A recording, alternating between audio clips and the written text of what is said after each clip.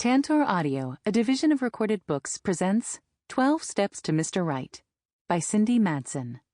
Narrated by Eleanor Caudill. Chapter 1. When you're single, the scariest words in the English language go something like, "Hey, do you have a date for the such and such?" They always come heavy with a side of unspoken, "You need to, or everyone will think you're an undesirable loser." Or even worse, are followed up with, "Because I think I found someone who'd be perfect for you." Spoiler alert, that person your well-meaning relative is planning on setting you up with, probably not going to work out. I'd give it lottery odds. Millions of women are looking for the one, a soulmate, future spouse and father of their children. The problem is, a large portion of those women have the uncanny ability to walk into a room, find the most unattainable guy, and fall in love with him in 10 seconds flat. These are the same women constantly in need of consoling because yet another boyfriend, the same guy everyone repeatedly told her was trouble, / wrong for her, / a player, broke her heart. I've been there. My girlfriends have been there. I've even patted perfect strangers on the back in a bar as they cried over their failed relationships. So what do you do when you've had one bad relationship after another, your faith in love is faltering, and you want to give up, but the promise of Mr. Right being out there, possibly just around the corner, still calls to you, tells you not to give up or you might miss him and some other woman will snag him? That's where I, Savannah Gamble, dating coach extraordinaire, come in. I'm here to tell you there's hope. Mr. Right is out there. It's just a matter of learning how to find him. Tricky? Yes. Impossible? No. The key is being trained to change the way you look at prospective candidates so you can find the one who will give his all to land the position of your significant other. Like several effective programs, mine involves 12 steps. 12 steps to get rid of old dating habits, work through past heartbreaks, figure out how to distinguish the Prince Charmings from the frogs, and find yourself in a relationship that's actually going somewhere. 12 Steps to Mr. Right. My aunt had just asked the dreaded question about my parents' anniversary party. The, "Are you bringing a date?" question? I'd known better than to answer the call, too, but I figured it'd be something simple like, "Hey, can you bring a cheese or veggie tray?" or "Will you go to the party store for decorations?" This was what I got for running out of coffee. My empty fridge I could deal with, but without caffeine, my decision-making skills were subpar at best, and in a moment of groggy insanity, I'd picked up. I bet she hadn't called my brother to ask him, even though Jackson turned 28 last month and was 2 years older than me. No one worried about his dating situation. Then again, he probably would bring a date. Some sweet girl he wasn't even seeing seriously, who Mama would inevitably fall in love with and then, when she found out they were no longer together, would mourn as if she'd been in the relationship too. I sighed, deciding to go for straightforward and get it over with as soon as possible. I haven't really thought that far in advance, but right now I'm not planning on bringing anyone. I just don't understand why, if you're such an expert at finding Mr. Right, you don't have a date for the party, my Aunt Velma said, apparently thinking I didn't get the irony. She sighed and put a little tenderness into her voice, as if she realized she'd landed a low blow. At some point, you're going to need to move on. It doesn't magically happen, you know. You have to make it happen. Have you even left your house this week? Or are you sitting around in those stretchy pants people your age are suddenly passing off as going out wear? They're called yoga pants, and they're comfortable and totally acceptable for going out. From what I'd heard, guys were fans too. Or maybe that was wishful thinking, considering I planned on wearing mine to run down to the coffee shop as soon as I got off the phone, which needed to be ASAP because I still had some prep work to do for this evening. My 8-week 12 Steps to Mr. Right workshop had started off small, but thanks to multiple success stories, working with local dating sites, and one huge endorsement, it now booked several sessions in advance, which was a big part of why I didn't have a boyfriend at the moment. There were only so many hours in a day, and currently most of mine were filled helping others with their dating lives. The other part had to do with my last breakup and the time I'd needed to recover from the loss of the guy I thought was the guy. Determined to not let another failed relationship make me doubt myself or the dating truths I held to be self-evident, I focused on my career during the post-breakup mourning period, which was totally normal, by the way. In fact, jumping right from one relationship to another could be hazardous to truly moving on, because it didn't give you enough time to analyze and learn the lessons you'd need to apply to make your next relationship more successful. Really, compared to how boy-crazy I'd been in my earlier dating life, it showed how in control I was now. And the busier I was with work, the easier it was to drag my feet and cling to the excuse I simply didn't have time to date, that my own search for Mr. Right could wait. After all, knowing what to look for and what to avoid didn't make the search less time-consuming. It's not as if you could just walk into the guy store and order exactly what you wanted. If only. An image of good-looking guys in life-size Ken doll boxes popped into my head, shelves and shelves of them. Yes, I'll take motivated and passionate about his career, but not willing to leave me because of it. Oh, and could you throw in a sight of unfailing loyalty? I've had a few faulty models that didn't come with enough, and I can't deal with it again. I shook off that fantasy. If that were the case, I wouldn't have a job, and I loved my job. I could also go into how real-life love was better than fantasy, but I didn't have time for that right now. I didn't have time for a speech about moving on, either, especially from Aunt Velma, who was on husband number 3. Aunt Velma, I've really got to go, I said, interrupting her lamentations about my generation's definition of style and how there was nothing wrong with putting a little effort into looking your best, which naturally opened the door to more opportunities. We can discuss the preparations for the party as it gets closer. And after I've had caffeine. The problem with being a creature of habit was that when my schedule got off, even if only by 20 minutes, not having coffee in my hand went from an inconvenience to a dire situation that could start World War III. Fine, I was hoping you'd bring a veggie tray. Well, at least I'd been right about one thing. I agreed to bring the veggies no one would eat, because who ate veggies when platters of fried food were within reach, and told her to have a good day. Then I pulled my crumpled brown waves into a messy bun, found my black ballet flats, and charged out the door of my midtown loft, thoughts on my favorite coffee shop down the block. Maybe I should add a 13th step to my program that includes moving away from your family, so if it takes time to find the right guy, you don't have to constantly hear about it.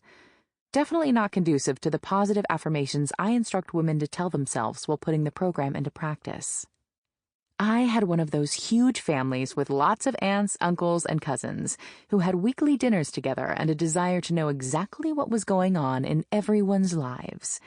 If I moved, they'd only call more, each one taking a turn at trying to pry out details, so I'd also have to rid myself of my phone. That'd make dating tricky when I met a guy I wanted to give my number to, though. I could just get a new number and not give it to my family. That was an evil thought. Fun, but still evil. Wasn't that the way it always went? In spite of their not knowing what the terms, "I need space," or "that's not any of your business," meant, I'd never been able to leave them or what I'd built here in Atlanta. A few months ago, I'd nearly considered it. Mason, the ex-boyfriend I apparently needed to move on from, was relocating to Washington, D.C. for a new job, and I'd been sure he'd ask me to go with him. I was so conflicted, but lucky me, he never asked me to make that decision. A pang went through my chest, and I hated that it still stung, that I misjudged how committed we were to each other, even with all the tools I had at my disposal. Ugh, I should be over this by now. I really do need to move on. As much as I hated to admit it, Aunt Velma had been right about not leaving my place all week. Working from home was glorious that way, but it did leave me a bit isolated. My best friend, Ivy, kept leaving messages asking me to come visit her at Azure, the bar where she worked. Admittedly, my life was getting a bit off balance. All work and no play. That always happened before the start of a new workshop, though. I'd get caught up thinking about empowering women in their dating lives, and despite nearly having my slides memorized, I tended to over-prep. Once I get through tonight's session, I'll make time to go out again. There might not be a convenient guy store, but I had the roadmap to find a real possibility guy. Like any journey, there'd be twists, turns, and a few bumps, but it'd get me there eventually. Who knew? Maybe I'd even find a date for the party so my family, who like to tease me about my self-help guru status, would need something new to channel their worry and gossip into. Okay, back to my intro tonight. I liked to mix it up a bit so there were always new nuggets of wisdom sprinkled throughout the steps. Kept me growing and improving, too. I quickened my pace and grabbed the door to the daily grind as a customer stepped outside. I groaned when I spotted the long line leading to the cash register. On the bright side, it gives me time to choose the perfect affirmation to start my new session off right. I wanted to create that tingly, "you've come to the right place and you'll soon be in charge of your life" vibe. Let's see. Embrace the possibilities? Yeah, maybe I'll start with that. As far as mottos went, it was a good one. I also liked the avoid douchebags at all costs option, but most people got a bit more shiny-eyed about embracing possibilities. First, I promised my attendees that good guys existed. No settling required. And after letting them experience that excitement for long enough, they could see the faceless but perfect guy in their future. I transitioned to the tough talk. In order to succeed, they'd have to make that first step. And while it seemed easy in theory, it was definitely one of the hardest yet most vital. Step 1. Admit to being powerless over our attraction to the wrong type of guy, that our dating lives have become unmanageable. As easy as it'd be to claim guys were stupid and horrible and deserved all the blame, it simply wasn't true. I mean, some guys were stupid and horrible and some, cough, all had stupid and horrible moments.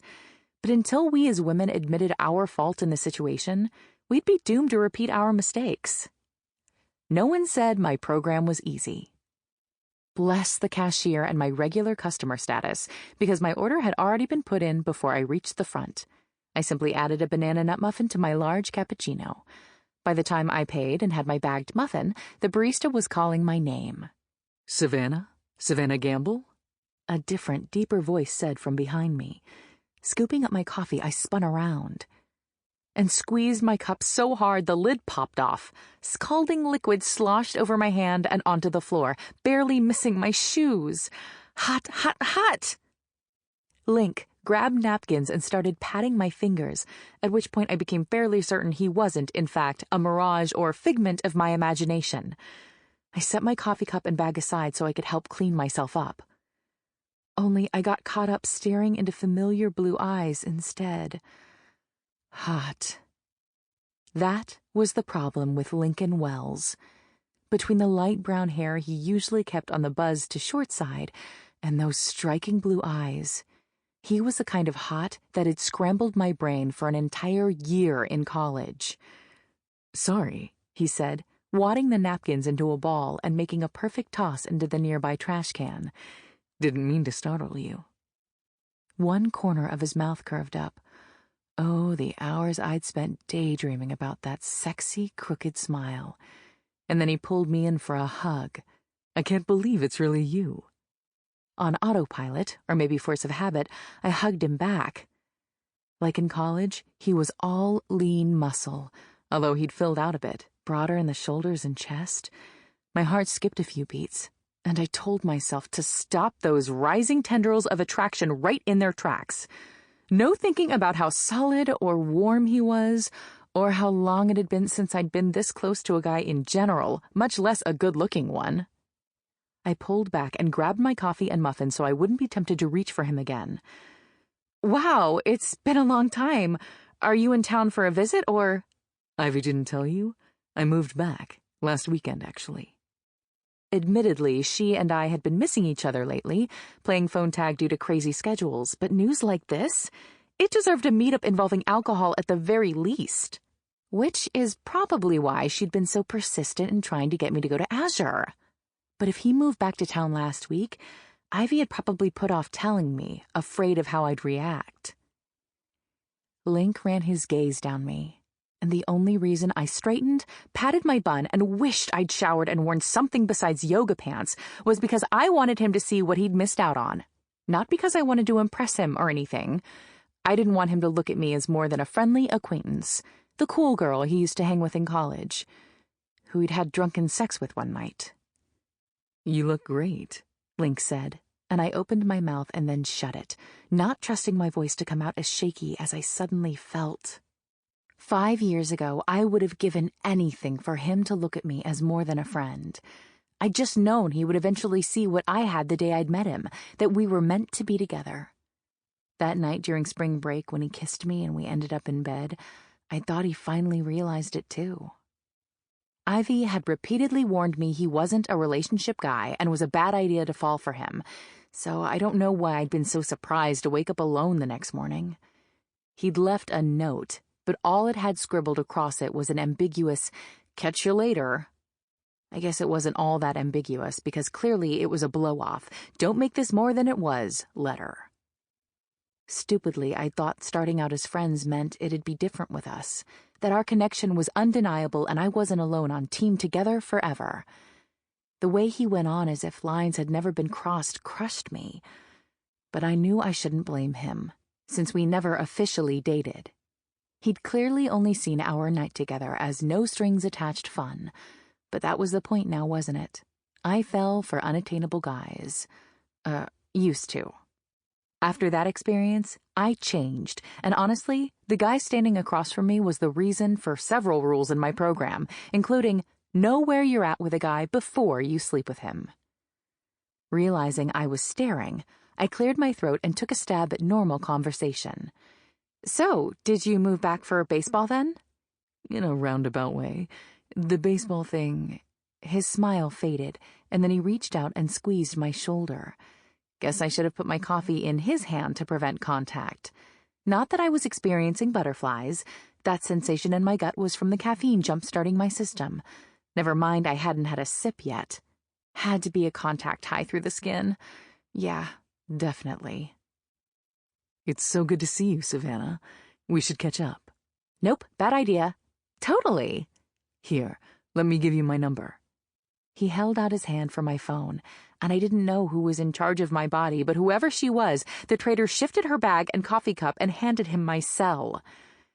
He typed in his number, and when he placed the phone back in my hand, he curled his fingers around mine, and a tingle of electricity fired up my arm. Of course he was all casual, sexy, cool. He hadn't been in love with himself. Well, come to think of it, that might not be completely true. He'd been on the confident, borderline cocky side.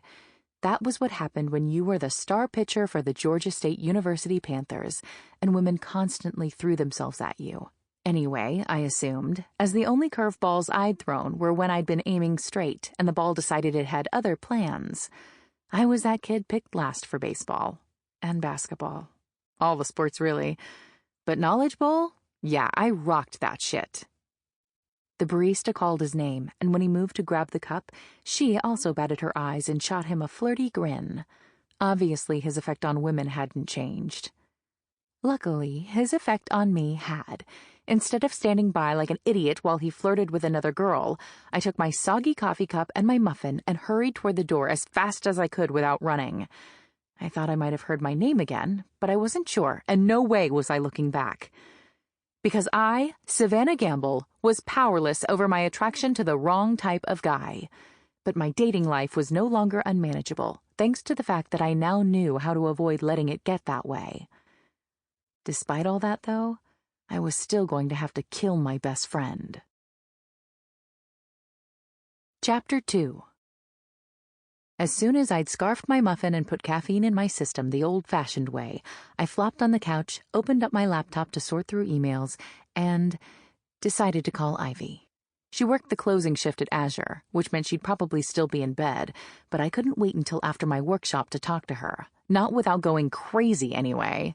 Ivy and I met our sophomore year of GSU, the day we moved into a house a few blocks from campus together. We'd both known our other roommate through classes and were sick of living in the dorms. Our mutual friend acquired a boyfriend over the summer, though, so she spent every spare moment at his place. Fortunately, Ivy and I immediately clicked. Then, one fateful night, she invited her cousin over to hang out. The ability to form complete sentences eluded me as I blinked at the hottest guy I'd ever laid eyes on, and I practically drooled all over Linc when he'd sat next to me. Was it any wonder he didn't immediately fall in love? My call went straight to voicemail. I tried once more, but got the same result. So I left a message for Ivy to call me, not bothering to go into how I'd seen Linc, because I knew it'd result in a rambling, too-long message. After placing my phone on the coffee table, screen up so I could answer if Ivy or my clients called, I turned my attention back to my out-of-control inbox. On top of doing workshops, I worked as a personal dating coach, sometimes even for the women who'd been through the program but wanted extra help once they jumped back into the dating pool. When I'd been studying classic literature my freshman year of college, I never expected to end up here. Fortunately, the English program I began before switching my major to sociology actually came in handy when I started analyzing my bad dating patterns. I hated to blame Jane Austen and the Bronte sisters, but I couldn't deny that when I met a guy who was standoffish or broody, I couldn't help but think of him as Darcy-esque. Slightly angry and so into you he'd do anything for you, and, sigh, you'd found yourself a Heathcliff. Side note, run, don't walk from Heathcliffs. A guy who lied, but for a super good reason? Well, who didn't fall for Rochester? I was still a little in love with him, even knowing what I do now. And while I loved me a good BBC Classics marathon and dreamed of an occasion to wear a ball gown, I couldn't help looking at the characters differently now. Because if a guy called you unattractive and mocked your family in real life, he wasn't a good dating prospect. Vowing vengeance? Total red flag. Hiding his crazy wife in an attic? Probably a good idea to leave him. And then come back after he's blind and has learned his lesson about lying. Hey, I warned you I was still in love with him. When you think about everything we've been trained to see as romantic, though, was it any wonder so many of us were bad at recognizing the good guys from the bad boys? You know why they say bad boy, right? Because they're immature, egocentric boys. And trust me, you want a real man. A strong, sexy man with blue eyes who hugged you so tightly in a coffee shop you couldn't stop thinking about how you hadn't felt a spark like that in a long time. Crap, no. Bad brain. Bad brain. Closing my eyes only made his face clearer in my mind. Details stood out, like that little dip between his lower lip and chin, and how hot his stubble had been. That hadn't been there very often in college. Then there were those thick, expressive eyebrows. I wonder if he still does that one eyebrow raise I could never do. I bet he does. There's something mesmerizing about his lips, too. The memory of Linc pressing those amazing lips to mine crept into my brain. How it had jolted every nerve ending into action. One kiss blurred into another, and then we'd frantically tugged at each other's clothes as he guided me into his room at the rented beach house. A dart of heat shot through me as I remembered him laying me down on the bed and kissing his way down my body. The sex that followed. I hadn't had sex like that ever before. Or since. So uninhibited and urgent, like we'd both been waiting for months and worried the other person might disappear if we let go. Oh, geez, I'm slipping, glorifying a night that ended up hurting our friendship and left me with issues that took a lot of time and effort to overcome. Good thing I was starting a new workshop, because apparently I needed to be reminded of my steps all over again. I pushed into Azure, its familiar blue-hued lights and fancy running water wall behind the bar a welcome sight. It had been a while. If they sold fancier food and installed booths instead of opting for tall espresso wood tables and stools, they would have swung more to the hipster crowd. But they kept the place open, the lights bright enough that you could see people on the other side of the room, and the menu ran more on the American classics and fried seafood side. Their big bragging point was the best crab fritters in the city, and they weren't exaggerating. Even better, Azure attracted a good mix of people, and with it being Saturday night, the place was hopping. Time to put my money where my mouth is. Step 2. Find hope. Believe there is a guy out there who can provide you with a relationship that restores faith in love. While bars weren't the best place to find relationship-minded guys who restored faith in love, I was actually in the process of researching and compiling a list of better places. I was trying to cross off a lot of to-dos at once. I just finished Season 1 of my 12 Steps to Mr. Right workshop, where I covered the first 2 steps of my program. The new group of women had done such a great job, bravely admitting their attraction to the wrong guys and that their dating lives had become unmanageable. I ended the way I'd started, with hope. As I'd assured them there was a guy out there who'd restore their faith in love, hypocrisy-edged guilt dug at me. How could I preach something I hadn't been practicing lately? Honestly, I'd allowed a bit of cynicism to creep in these past few months, and that simply wouldn't do. Hope was a vital part of my dating philosophy, and deep down, I still believed in everything I taught in my seminars. I'd seen it work for countless women, and I knew eventually the right guy would walk into my life and make me see why it never worked with anyone else. So I resolved once again to get back out there. It had been 3 months, and going by the half the time of the relationship rule, well, it was a month shy, but close enough. Besides, there was no time like the present, especially when I was presently all dressed up in my plum dress and matching heels. In addition to putting myself out there, I needed to talk to Ivy. She called while I'd been teaching, of course, and both putting myself out there and my talk with her would go better with a strong drink. Multitasking at its finest. I took a seat on a stool and waited for Ivy to finish serving the guys at the end of the bar. The pair were nice-looking, mid-30s range, and obviously not together, and no wedding rings. The one on the right might be promising. The dude on the left was already taken with Ivy anyway. Between her platinum hair, curves that'd make a Victoria's Secret model jealous, and deceptively sweet face, guys went crazy for her. Few of them could handle that she was also smart, spoke her mind, and fiercely independent, with a need for a lot of personal space. While most girls would kill for a guy who would shower them with compliments and gifts and want to spend every night together, it made Ivy feel smothered. As a bartender, she made a killing in tips, and while she claimed the money was too good to walk away from right now, I knew the real reason she hadn't applied for other jobs was because a serious job would tie her down. Funny enough, she was a lot like the guys I advised girls to stay away from. When I scanned the room, a well-dressed guy who looked like he lived at the gym winked at me.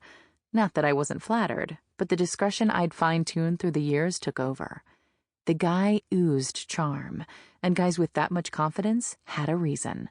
Usually because girls threw themselves at him, and he, in turn, toyed with them until he got bored.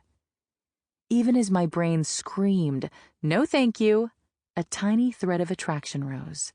Back in the day, I would have let my thoughts turn hazy, whisking away my common sense and allowing the delusional thought women often told themselves when faced with a guy that enticing, maybe he'll be different with me.